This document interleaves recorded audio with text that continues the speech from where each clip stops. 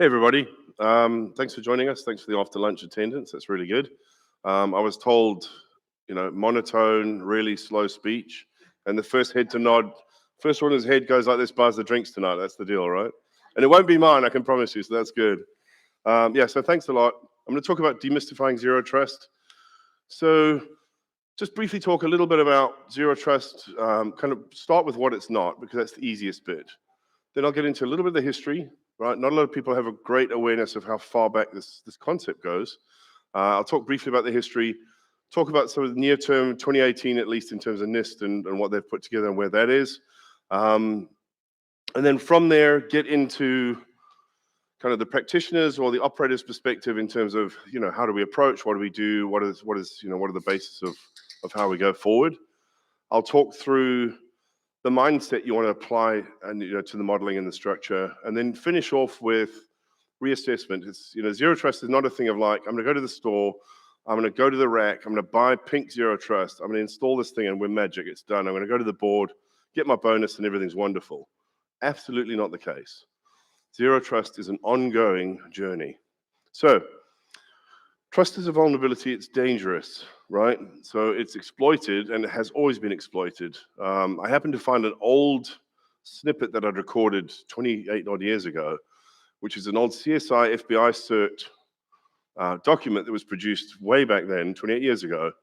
And at the time it was found that insider threat was the greatest issue of the time, right? So the concept of identity, of who these people are, what they do within our infrastructures, at that stage was very nascent. Like it was very simplistic stuff. And that was obviously part of the problem. So there's some key underpinnings that go with that.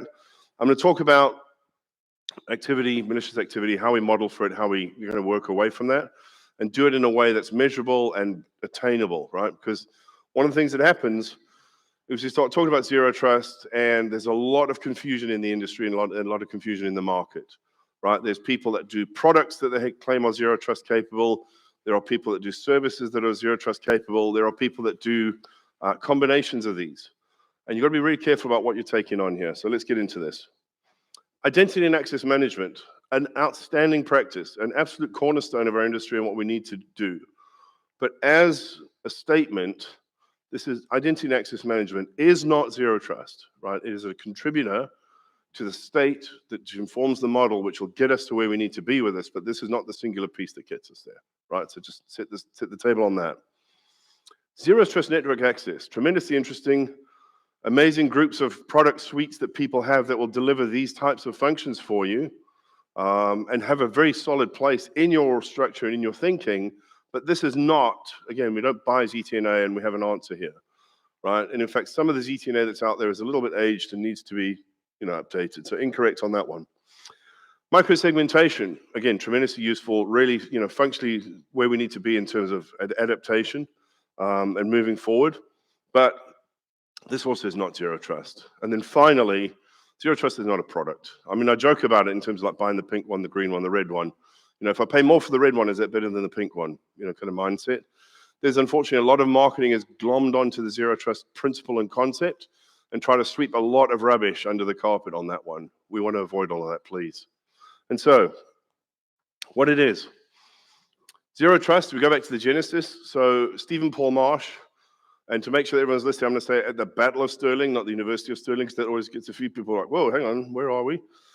It's after lunchtime. April 1994, in his foundational paper, he introduced the concept of zero trust. The Jericho Forum as a follow-on, 2003, started talking about what was then sort of categorized as deperimeterization.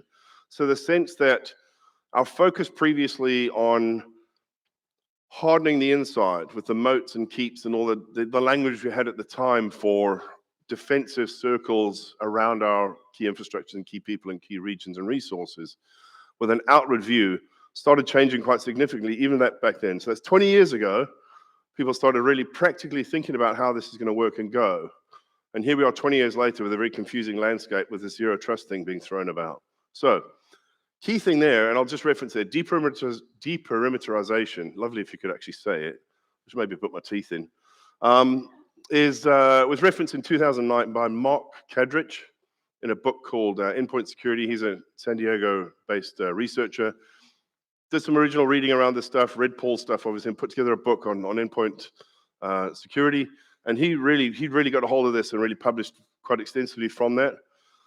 I would say from his work, some more stuff came forward, including 2009, Google took its first stab at actually deploying a parallel structure called BeyondCorp, which is a zero trust enterprise that they were building, experimenting, and growing. It continues to grow, it continues to evolve, which is key. This is an evolutionary process. This is not we start here, we spend $100 million and we get to there kind of a thing. This is something that will ever be ongoing. Whether it's a $10 exercise or a $100 million exercise, it is a process with no end, right, ultimately. And then looking at that, the stuff that really started getting a lot of attention, John Kindervag with Forrester in 2010, he talks about the zero trust model, and he's the first person that really codified the approach of like, let's take this thinking, look at it from a perspective of like, how could you embrace this as a practical model that people could use and go forward with? And so this, 13 years ago, was the start of the conversation, the start of really making this a practical thing that people could actually bite off on and understand. And so later on in the slides, I'm going to talk about how we approach zero trust. I'm going to talk about kind of the 5 core principles of what you want to do. I'll talk about the Kipling method in terms of application and how you build your policy around that. I'm about to break out into the NIST thing as well, which is brief. I'm not going to go too deep on that. But all of that really leveraged off John's key work. John is still very much active in the zero trust world, and he's now, because of all the marketing fluff that's going on, is actually sort of looking at rebranding the zero trust approach as original zero trust or true zero trust. And the intent there is to be like, my carpet sweeper that is being sold as a zero trust device is rubbish. This is actually what you need to be having to think about. He's a hell of a character. Like if you ever get him out, he loves racing, he loves cowboy boots. Having him in Toronto in July for the Indy race, in a suede jacket and cowboy boots in 28-degree heat is quite fun. Good man to manage at that stage, but very smart operator. And I had mentioned the NIST piece, so a little bit detailed, but 2018, NIST and the cyber excellence group within that published SP 800-207, and within that, they looked at a number of principles and how you could actually define them and apply them. So this is where we get the first government look at putting together something that would be then generally available and broadly accepted and documented and run. And this is the first piece of that. I highlighted the one piece there, and that's enforcing accurate per request access decisions. Right, so again, back to the identity component. Identity is absolutely part of what you need to be having there, be it for a resource, a person, or just a function. And then per request access decisions need to be validated as we go through. This is a foundational thing that we have there. Right, I did reference the paper.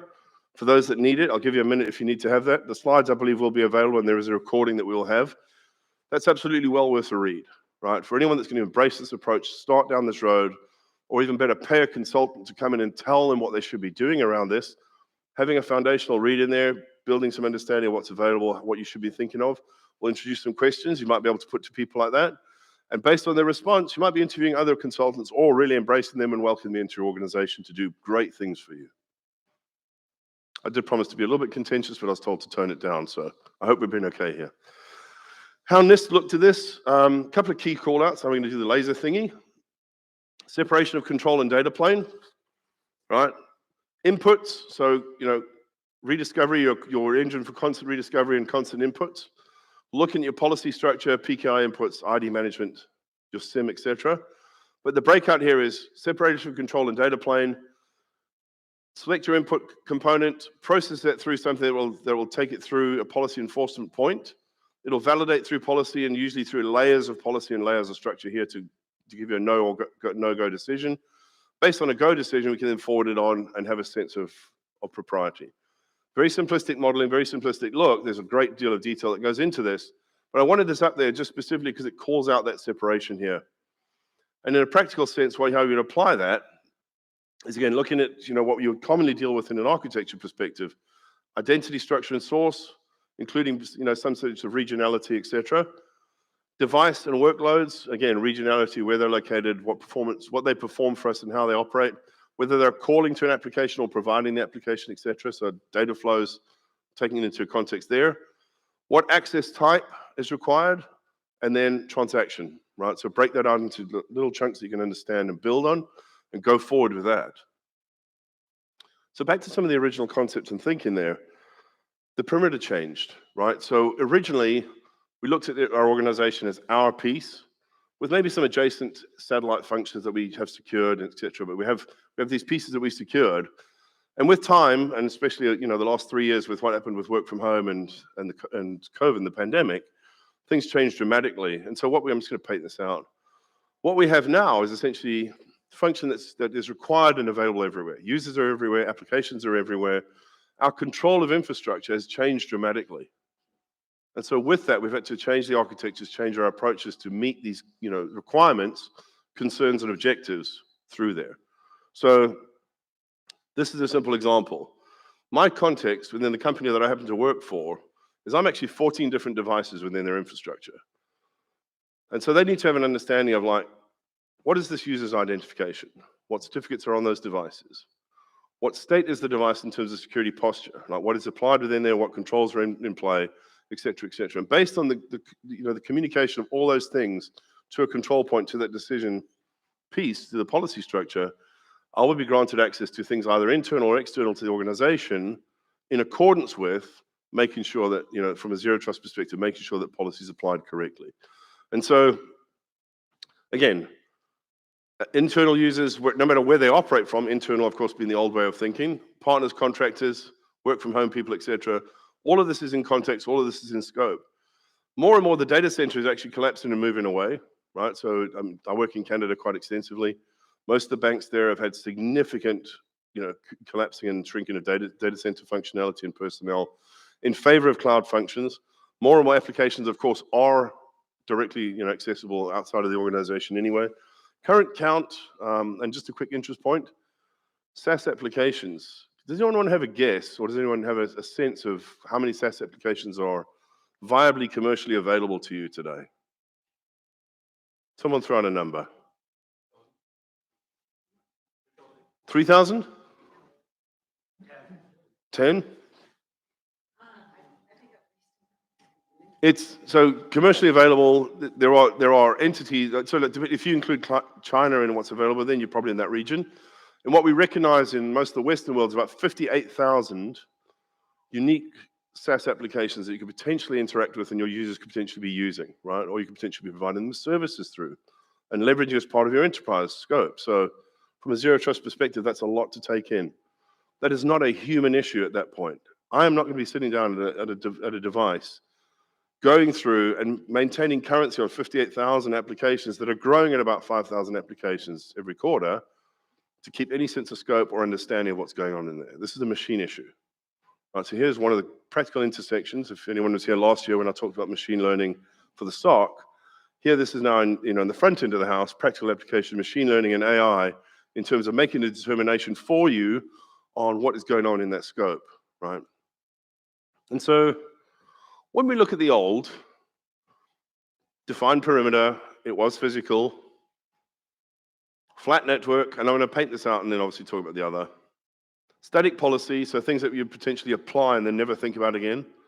Like I commonly go into environments where I'm talking to people about their architectures and I sit down with a CISO and I say paint for me your landscapes. Tell me where the applications are, tell me where your users are, what cloud infrastructure you use, what's in the data centers, how do we use these things, what are the data flows? Let's understand your business and how things go. And they'll paint this picture of how things are and what have you. And part of what will come out of that is there is inevitably device or devices within their infrastructures that have been there for decades that nobody can touch just in case something ever happens on that device, right? The policy that was set there way back in the day, like it might be an old checkpoint, 30B firewall from 25 years ago. But we know that that's the Caribbean banking arm. They send us once a quarter, they send us this little blip of communication, which is, goes to that specific back office guy in legal. Don't touch it. It's the only way we can work it. We think it's secure. We kind of hope it's secure. The auditors can't even tell us if it's secure, but just leave it. That's where you get into static policy and stupidities around that kind of thing. That has to change, obviously. And then generally they were network-based. And network-based because we own the networks, we own the infrastructures that we could kind of get our arms around. The interconnect points were obviously commercially done through MPLS or direct connections, old T1s, et cetera, back in the day. And so the new is more concepts like logical perimeter, right? We don't own the infrastructure, we don't own where things are. We own function, we own outputs, we own applications, right? And we contract these things, and they're amazing. And I'm really hoping we kind of secure those really well, because sometimes we miss on that as well, and people really do. We segment so segmented networks these days. There's not the concept of like, the old picture you'd see of like untrust, firewall, trust.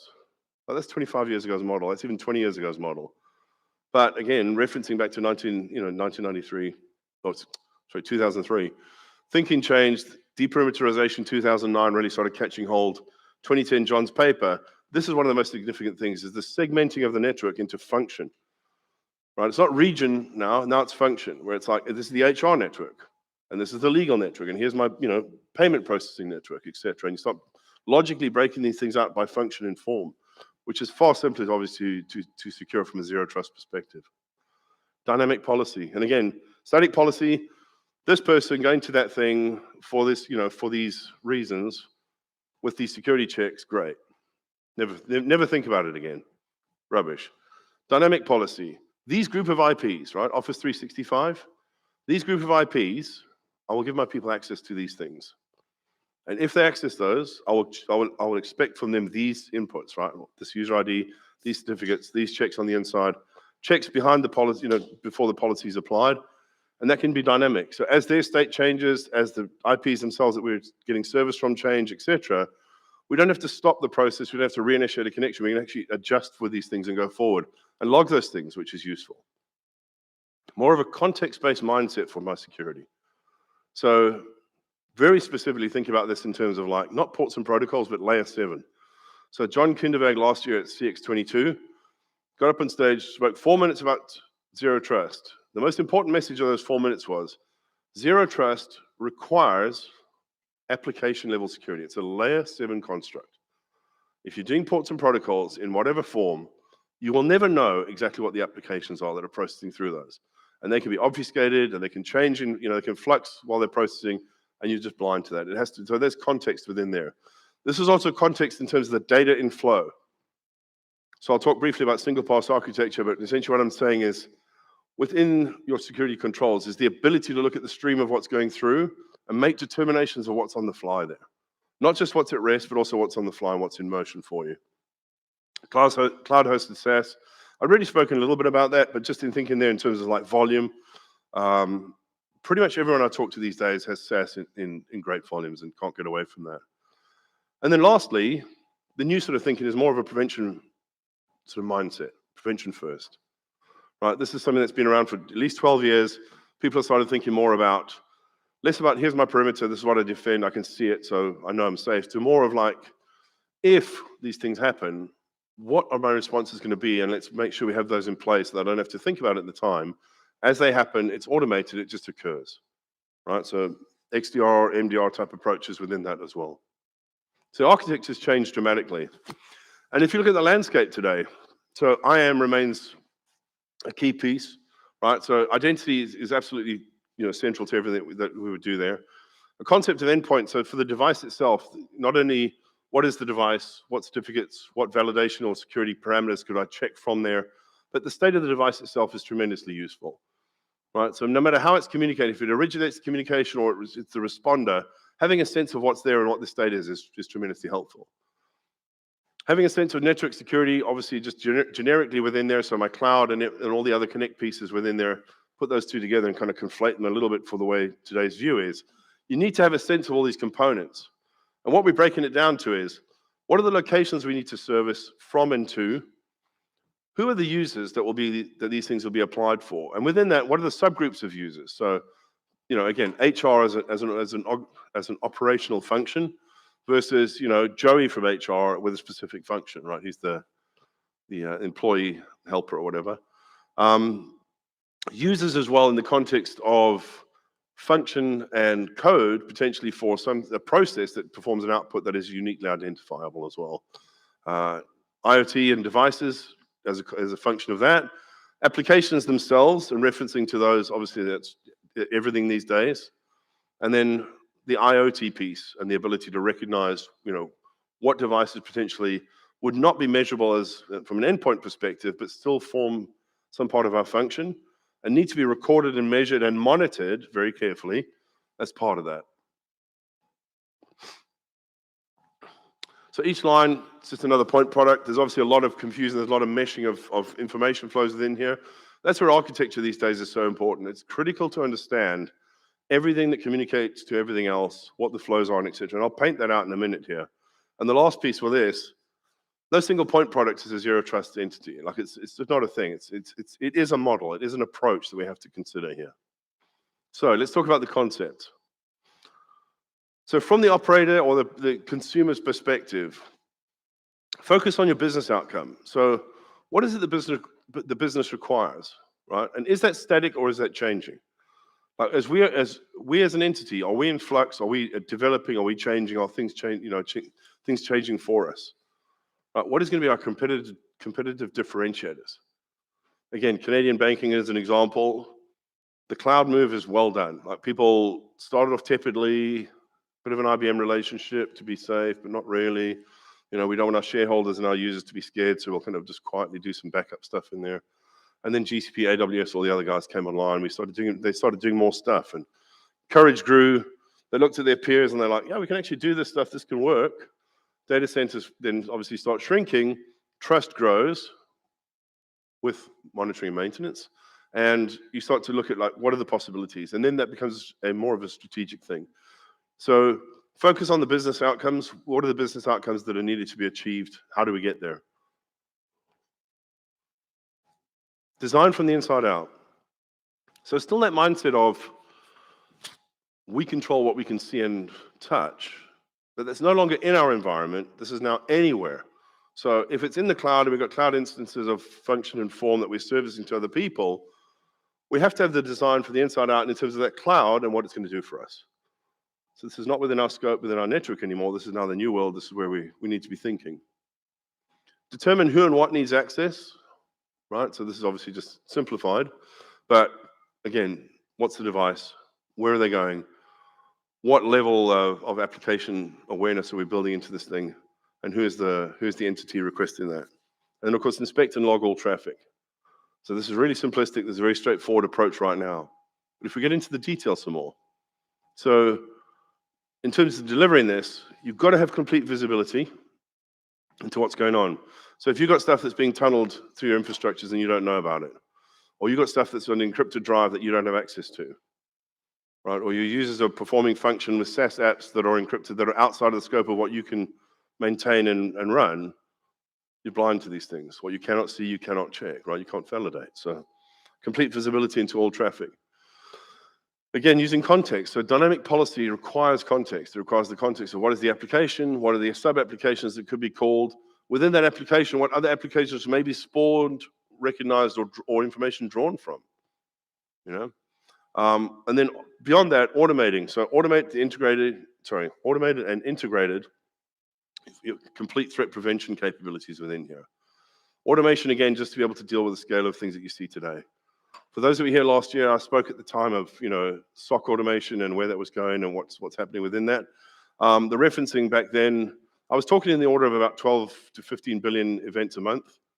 Just what we see currently is about 59, so about 5x. And if you can't automate that and you can't use your automation to handle that stuff for you, you're never going to win. You can't put people at that. Process alone cannot do that for you. It is technology and automation that will do that for you. And that applies within your threat landscape as well. So the volume of threats, what you have to face and how you have to deal with that is such that you have to have automation as part of your approach. And so to dig into these just briefly, complete visibility. So decryption and inspection, absolutely critical. You cannot embrace a zero trust mindset and build a model and get into this if you're not going to be decrypting. So just quick show of hands. In this room, by your awareness, is everyone decrypting everything they possibly can? Any hands at all? Not one. Right? Wow. Is anyone not decrypting because they deal with Microsoft stuff like PIN certificates or services that transit their network for proprietary encryption? Or is this just like this is a thing of will of like, no, we don't want to touch this stuff?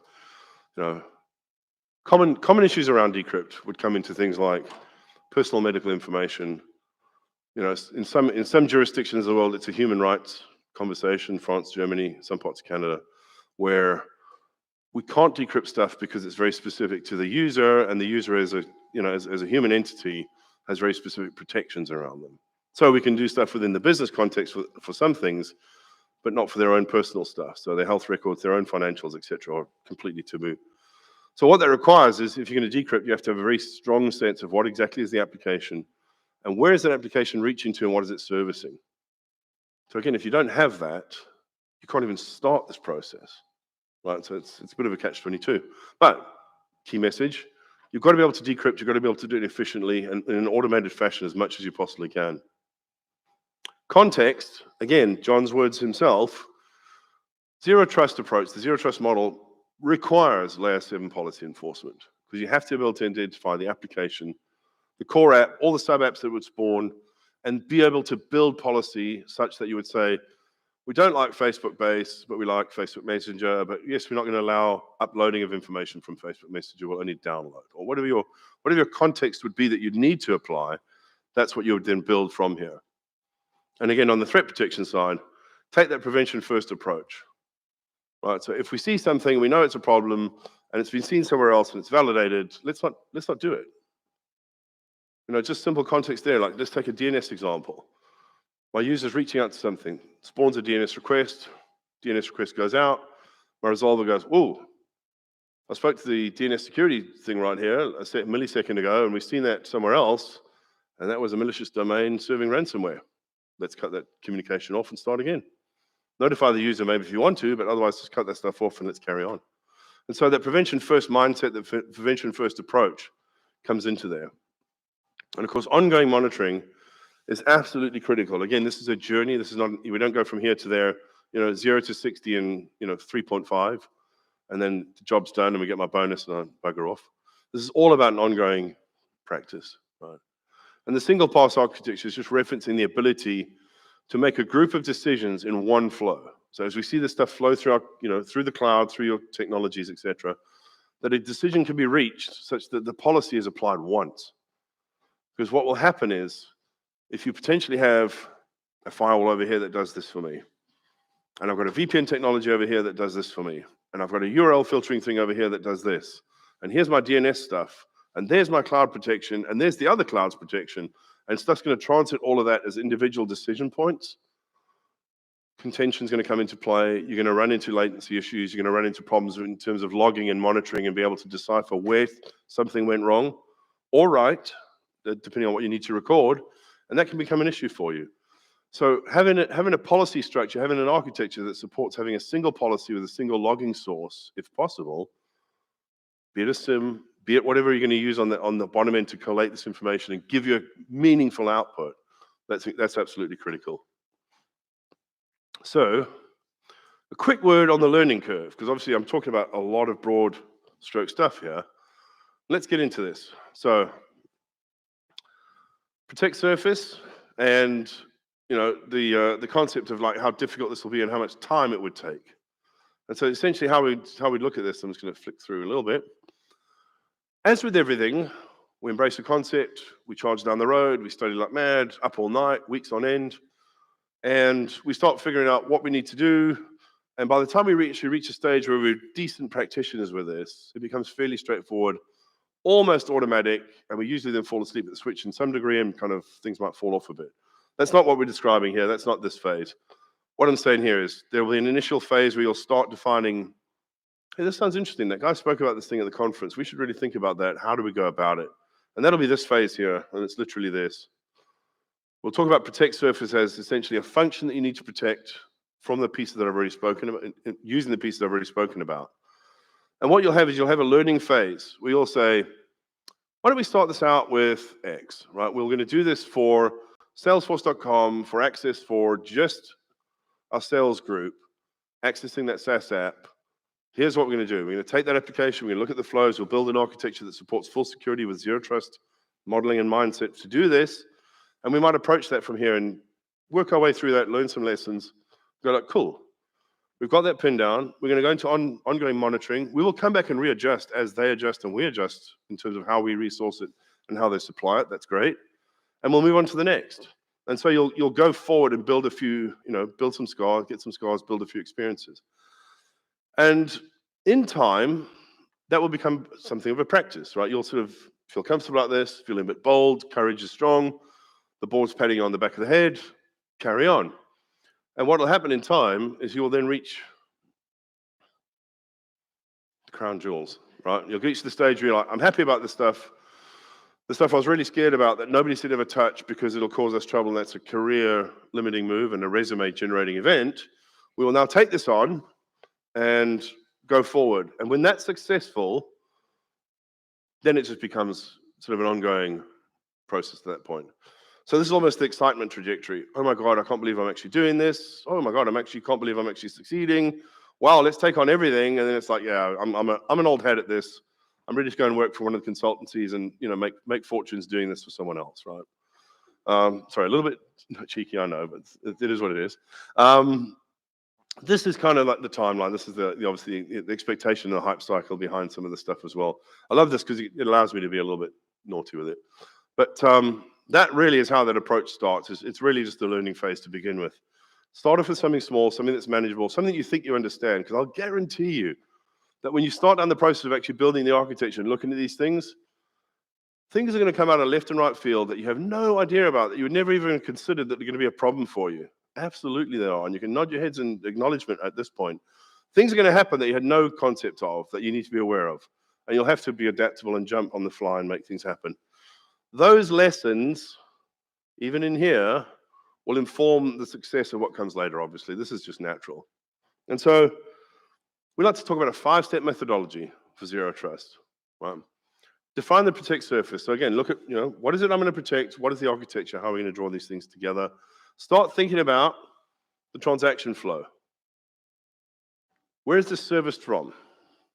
Oh, it's a cloud service. Okay, what does that mean for me? I'm on an island. Does this mean this is a New Jersey thing, or is this a Jamaica thing for me?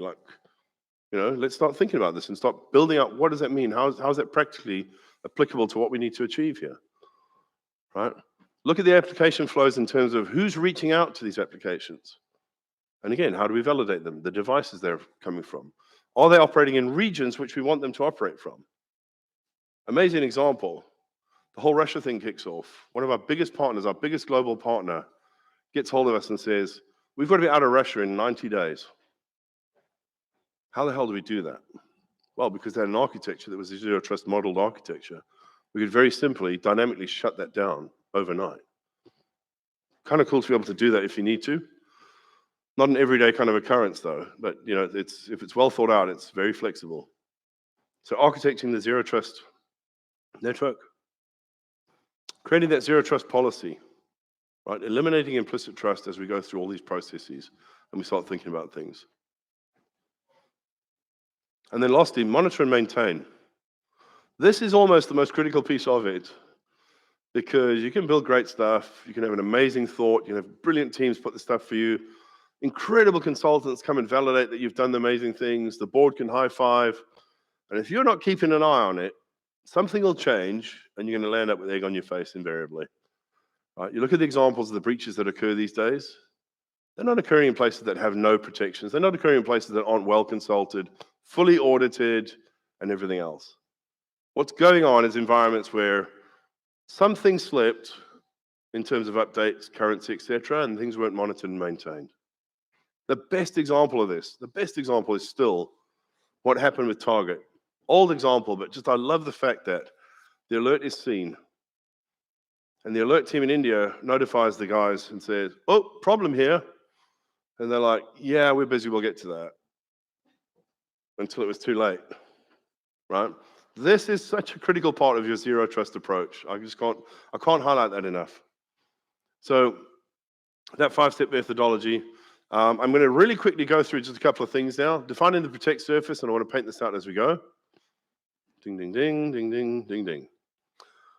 Discover and classify, right? What data are we talking about? What are my assets? What assets do I own? What do my partners own? What am I contracted to in terms of assets as a service functionally? What applications are we using and where are they? What services do we use within those applications? Probably not using all of them, unless you paying Salesforce $500,000 a month, you wouldn't be using everything they offer. So dig into what's available and functionally useful to you in there. Map the transaction flows, right? And where possible, use an automated tool or tooling that'll paint some of this for you. Understand how data applications flow, what systems they use, networks they interact with. So what are the connect points for all of those?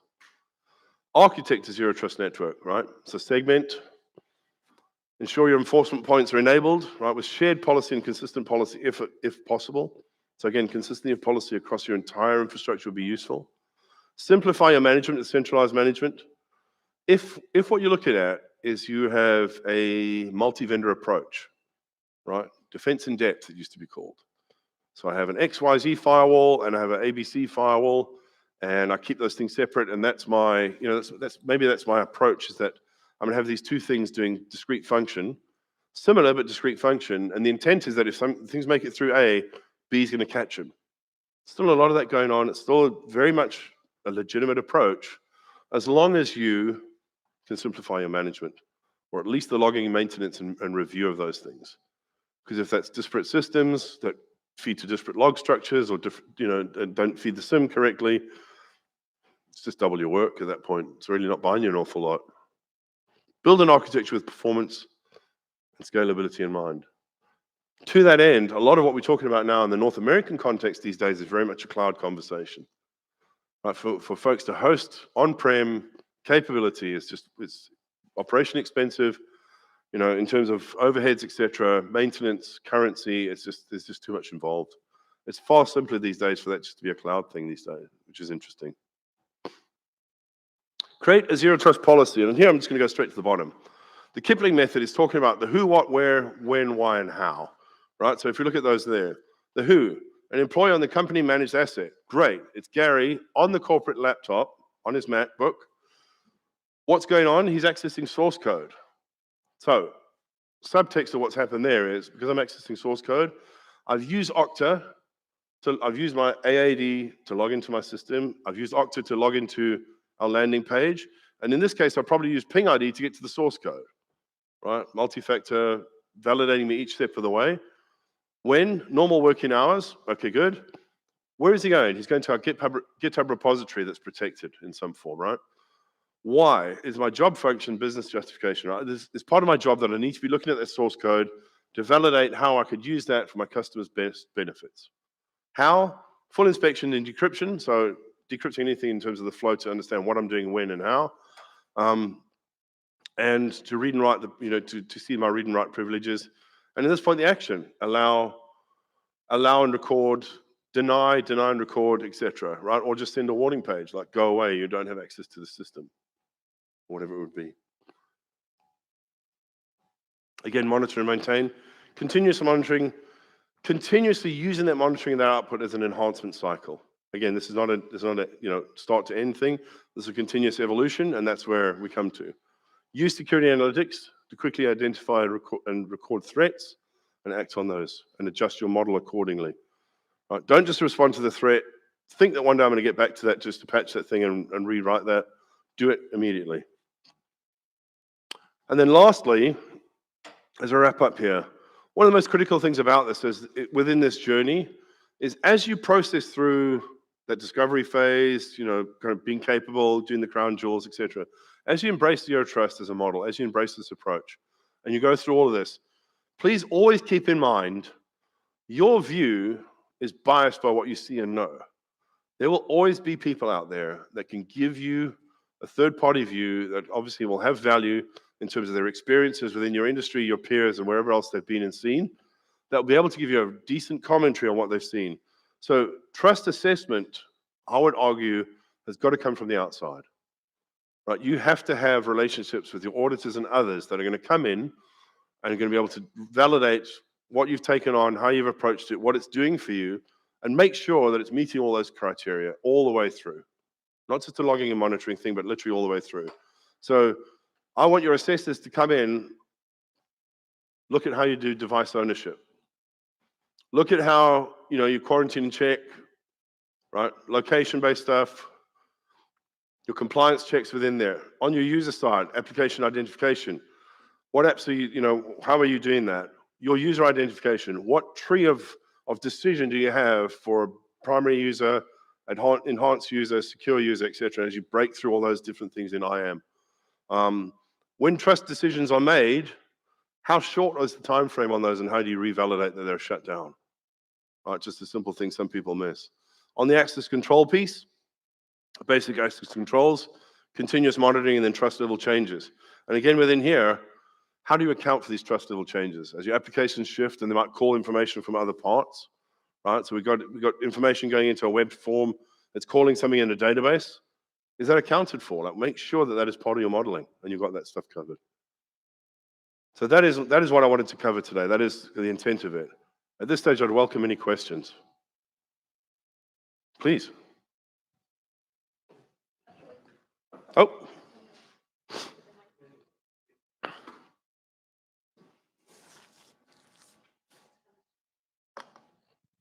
Everyone's still awake. That's damn good. Nobody's buying drinks then, I guess. Sorry. Hi, Garry. Hey. Quick question. So with threats and bad actors, both internal and external. Yes. Obviously, third party, as you've mentioned, with zero trust security, how can you ensure that your service provider can be trusted? And if your service provider is protecting you, who is protecting them? What are your best practice recommendations in terms of backup to protect you and your business? I love that. So key thing about when you're talking about zero trust modeling is the modeling is not just for you and your entity and what you do. It's also for anyone that provides you service, anyone that provides you function. It has to be applied equally within their infrastructures, and you have to understand those things. So just like the cloud relationship is a simple one, it's like, hey, Google's giving me these functions, that's great. And they're telling me that they're C2 certified, which is kind of nice to know, but I don't really trust that. What else can what else can we talk about? And at that point, it's a discussion with your provider on what does that actually mean to you? Like, where do you draw your personnel? How are they validated? How often can we review this with you? Do you report regularly? And get into those things as well. Yeah, it's critical. And any application, any controls you apply internally, you have to apply to them as well. Yeah, and if they don't, then you've got to obviously put them into a categorization in terms of how they access things with you or through you that is severely restricted. Yeah. Is that cool? Thanks. Hi, I want you to clarify your comments on decryption. Yes. Because I can see where if you decrypt everything, that could be a lot of problems, because what you're doing is that you are saying that you're providing an automatic mechanism for a backdoor. And once a backdoor exists and people know that the backdoor exists, various governments around the world can ask for the backdoor. That's an excellent question. And the answer there is that when I'm talking about decryption in this context, I'm thinking about SSL TLS, potentially SSH in some function. It's very limited, but some people do that as well. But it's intentional that we decrypt in the single pass architecture. So what happens is the decrypt happens when we do the security inspection, and it's re-encrypted in software, in process, in a secured module before it's passed out. And the key thing is when you engineer that, you have to engineer it in such a way that that module and everything and the memory that's used in that is separated from every other function.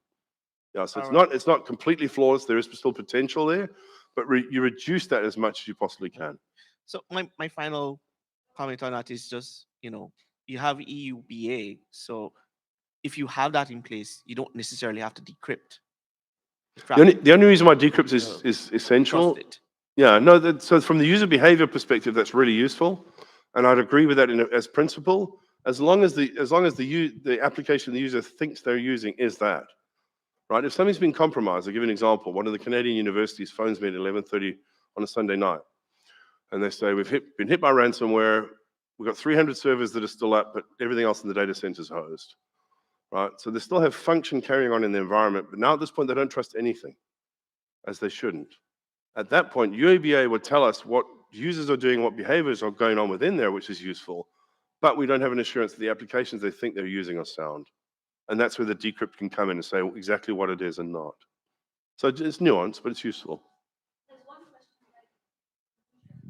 Yeah, good up. Yes. Sorry, he was looking at the back. Oh, sorry, I was in the wrong blue shirt. Yeah, good afternoon. Yeah, this is a general question.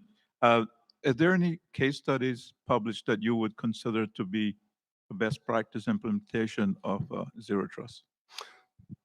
So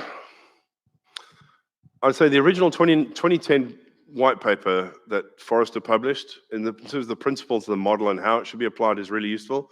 That NIST paper I referenced is very useful in terms of actually a more practical application of that. Yeah, those are the two that I would say are foundationally very good to start from.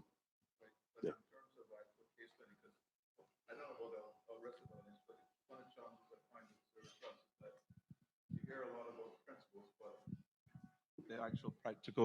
The actual practical implementation. So the challenge there is, if you think about the 5 things that I want to look at for building the model for you, would be, what is your application? What are your users? Where are they? How do we build that architecture around that specific instance? So while there are anecdotal references to people that have built these models and are maintaining them, whether that's good or bad is never published in the articles. Yeah, that's where I'd reference back to getting the verifications done. Yeah, yeah, it's kind of a weird sticky thing for that. I agree. Cool.